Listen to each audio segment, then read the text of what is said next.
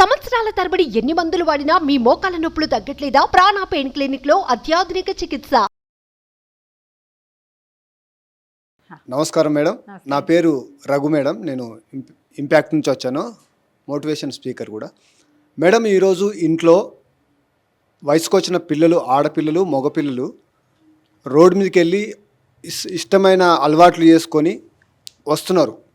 ఒకవేళ అలవాట్లు లేకుండా ఇంటికి వచ్చినప్పుడు అమ్మ నాన్నలు గొడవ పడి, లేకుంటే వాళ్ళ ద్వారా వీళ్ళు చెడిపోతున్నారా, లేకుంటే వీళ్ళు గైడ్గా ఉండాల్సిన అమ్మ నాన్న వీళ్ళు గైడ్గా లేరా, లేకుంటే వీళ్ళు ఎందుకు చెడిపోతున్నారు, మరలా వీళ్ళ తల్లిదండ్రులు ఎలా మార్గదర్శకంగా ఉండాలా, మరలా ఇంట్లోకి రాగానే ప్రశాంతత లేకుండా అయిపోతుంది. ఈ రోజుల్లో ఇంటికి రాగానే తల్లిదండ్రులు గైడ్గా లేకపోతున్నారా, వాళ్ళే గొడవపడి వీళ్ళని డిస్టర్బ్ చేసి తాగుతున్నారా, లేకుంటే అడ్డమైన అలవాట్లు చేసుకుంటున్నారా, లేకుంటే ఇప్పుడు వీళ్ళు ఎట్లా ఉండాలి, పిల్లలకు మార్గదర్శకంగా ఎట్లా ఉండాలా, తల్లిదండ్రులు ఏ పాత్ర వహించాలి, పిల్లలు ఎట్లా నేర్చుకోవాలి? గైడ్గా ఎలా ఉండాలంటేనండి, మేడం ఇప్పుడు ఇందాక మనం మాట్లాడుకున్నదే, ఎవరైనా స్ట్రెస్ని బీట్ చేయలేకపోతున్నారు. నేను ఇట్లా ప్రవర్తిస్తాను, నేను సరిగ్గా లేను అనేది మనం గుర్తించుకోము కదా. ఇప్పుడు నేను పోట్లాడేసి గొడవ చేస్తున్నాడు, తల్లో గొడవలు పడుతున్నారు, మనం ఎందుకు కొట్టుకుంటున్నాము? దీనివల్ల పిల్లలకి ఏమవుతుంది అనే అవగాహన, బేసిక్ ఐడియా ఉండాలి పేరెంట్స్కి. చాలామంది ఇళ్లలో డబ్బులు కానీ కొట్లాటలు కానీ పిల్లల ముందు ప్రదర్శించకుండా ఉంటారు. ఇవాళ రేపు చాలామంది కిడ్స్ అది నేర్చుకుంటున్నారు. యంగ్స్టర్స్, యంగ్ పేరెంట్స్ నేను చాలామంది చూస్తా, పిల్లాడు ఉన్నాడు కాబట్టి కళ్ళతో సైజ్ చేసుకుంటారు, చచ్చినా కొట్లాడుకోకూడదు, వాడు నిద్రపోయాక వీళ్ళు పోట్లాడుకుంటారు. వీళ్ళకి మన అమ్మ నాన్న కొట్లాడుకోవటం వల్ల దాని ఇంపాక్ట్ మన మీద ఉంది, మనం కొట్లాడుకోవద్దు పిల్లల ముందు అనే ఒక అవగాహన కావాలి. దీనికి ఏంటంటే, ఇది సమాజం అంతా ఉన్నదేనండి. మీరు ఏ సినిమా తీసుకోండి, 20 ఏళ్ల పిల్లాడు తాగుతాడు, 50 ఏళ్ల వాడు తాగుతాడు, 70 ఏళ్ల ముసలి తాత దాని మందు మీద డిస్కస్ చేసి తాగుతారు. ఏం నేర్పిస్తున్నారు వీళ్ళు సమాజానికి? కుర్రాడికి చెప్తుంది అమ్మాయి, మీరు మా నాన్నది నీది ఒకటే బ్రాండ్ అని. అదే కదా మనకి ఏమనాలి, ఒరబడి సినిమాలే మనం అదే చూస్తున్నాం.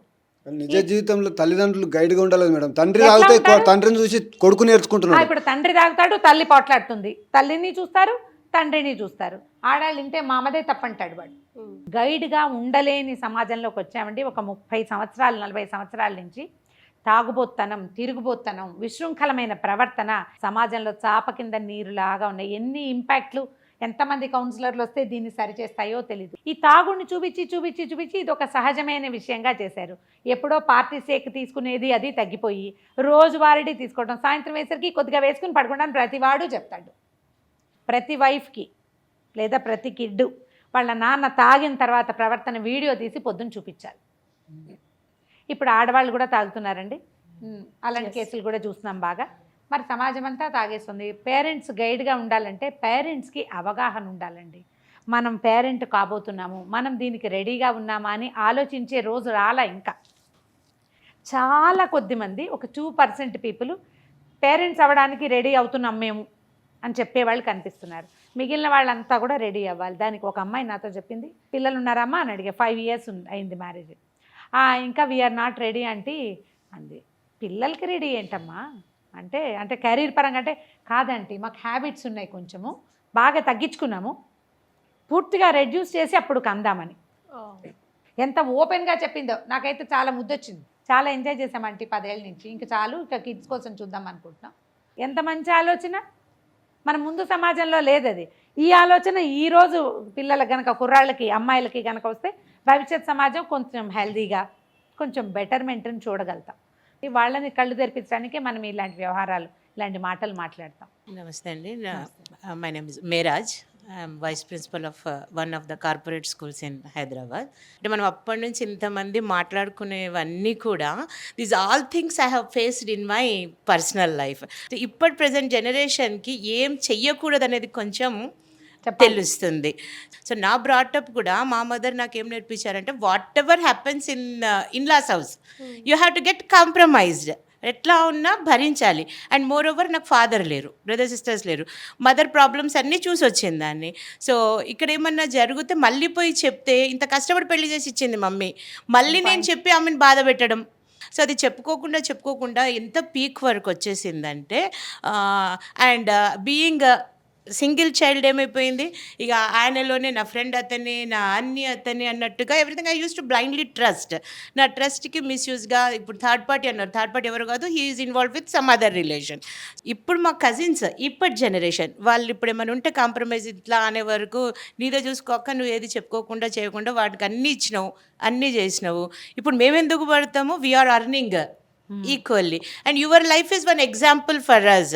కానీ ఇప్పుడు జనరేషన్ అవన్నీ చూస్తలేరు, ఎవరి గురించి కాదు, they are taking their own step. అంటే నువ్వు లైఫ్ స్పాయిల్ చేసుకున్నావు అక్క అంటారు మా కజిన్స్, నువ్వు లైఫ్ స్పాయిల్ చేసుకున్నావు, అమ్మ అన్నావు, బాబు అన్నావు, అవన్నీ స్పాయిల్ చేసుకున్నావు, అవసరం అదంతా. Now they don't want to get compromised. ఇప్పుడు చూడండి, మీ పక్కన కూర్చున్న అమ్మాయి పరువు కోసం ఇవాళ రేపు చెప్పట్లేదు అంటుంది.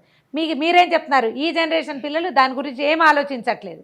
ఇప్పుడు రెండు ఉన్నాయి కదా. ఎస్ మ్యామ్, అదే మెరాజ్ గారి స్టోరీ విన్న తర్వాత ఇప్పుడు తనకే కూతురు ఉందనుకోండి, తన ఏం నేర్పిస్తుంది, నువ్వు కాంప్రమైజ్ అవ్వద్దు, నా పడొద్దు అనే కదా నేర్పిస్తుంది. తప్పు ఎలా అవుతుంది? అది ఇది కూడా ఉంది. ఇప్పుడు పరువు కోసం చూసేది ఇది వరకు ఉంది, ఇప్పుడు ఉంది. ఇది వరకు లేని తెంపరితనం ఇప్పుడు ఎక్స్ట్రాగా వచ్చింది, ఇది వరకు లేదు కదా. ఇప్పుడు కాంప్రమైజ్ కావాల్సిన అవసరం లేదు అనేది పాత రోజుల్లో 1% కూడా ఉండేది కాదండి, చాలా తక్కువ. ఇప్పుడు పరువు కోసం చూసే వాళ్ళ పర్సంటేజ్ తక్కువ ఉండి కాంప్రమైజ్ కాను నేను. పైగా ఏంటంటే మనకు ఉద్యోగాలు ఉన్నాయండి, పెద్ద పెద్ద సంపాదనలు ఉన్న వాళ్ళు కూడా కాంప్రమైజ్ అయ్యి పేరెంట్స్ కోసమో, కిడ్స్ కోసమో, పరువు కోసమో, లేకపోతే ఈ చెయ్యి మారితే ఈ కనిపించే దయ్యం కంటే తెలియని దేవుడు కష్టమని వాడి సంగతి తెలియదు. మనకి తెలిసిన దయ్యమే చాలా బెటర్, వీడి సంగతి అన్నీ మనకు తెలుసు. నేను కూడా చాలామందికి చెప్తానండి, దీంట్లో నుంచి బయటపడి ఇంకొకటి ఏదైనా చూద్దామంటే అదేంటో కూడా నీకు తెలియదు. కనీసం ఒక 5 ఏళ్ళు 10 ఏళ్ళు వీడితో ఉన్నావు, వీడు వాట్ ఈజ్ వాట్ అని తెలుసు, ఏ పాయింట్ మీద అతను ట్రిగ్గర్ అవుతున్నాడో తెలుసు, ఏ పాయింట్ మీద ఇన్లాస్ తోటి సమస్య వస్తుందో తెలుసు. ఇప్పుడు నువ్వు 10 ఏళ్ళ ఈ మ్యారిటల్ లైఫ్ అయ్యాక మళ్ళీ కొత్తగా ఇంకొక జీవితం స్టార్ట్ చేసామనుకోండి, అది మళ్ళీ రైట్ 0 నుంచి స్టార్ట్ చేయటమేనా. మళ్ళీ అక్కడ అత్తను తెలుసుకోవాలి, ఆడపడుతుని తెలుసుకోవాలి, వాడి చుట్టాలను తెలుసుకోవాలి, వీడిని తెలుసుకోవాలి. మళ్ళీ వాడు కూడా దయ్యమని తేలితే అప్పుడు ఏమనిపిస్తుంది, ఆ మొదటి వాడే నయము, ఎట్లా 10 ఏళ్ళు పడ్డాము అనిపిస్తుంది.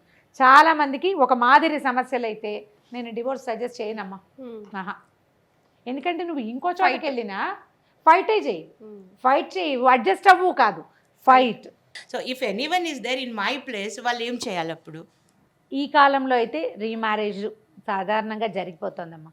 ఆ పిల్లాన్ని కూడా చూడగలిగే వాళ్ళని చూసి చేసుకోవాలి పెళ్ళి. ఒంటరిగా హ్యాండిల్ చేయలేను, ఒక తోడు ఉండాలి, నాతో ఎవరైనా ఉండాలి అని భావించే మనస్తత్వం ఉంటుంది. డిపెండెన్సీ కొంతమందికి ఉంటుంది. మీ మదర్ చాన్నాళ్ళు ఉన్నారు, మీ మదర్ తాలూకు సిస్టర్స్ ఉన్నారు, అండ్ మీ cousins are there for you. ఇంతమంది ఉన్నప్పుడు ఈ మగవాడు లేకపోయినా పర్వాలేదనే గుండె దీటబో ఉన్నవాళ్ళు పెళ్లి చేసుకోకపోయినా పర్వాలేదు, నాకు ఒక తోడు కావాలి అండ్ నా మై నీడ్ అనేది ఒకటి పాయింట్ ఉంటుంది కదా. అవన్నీ ఇండివిజువల్వి కదా, సమాజానికి ఏం సంబంధం లేదు దాంతో. అది డిపెండ్స్.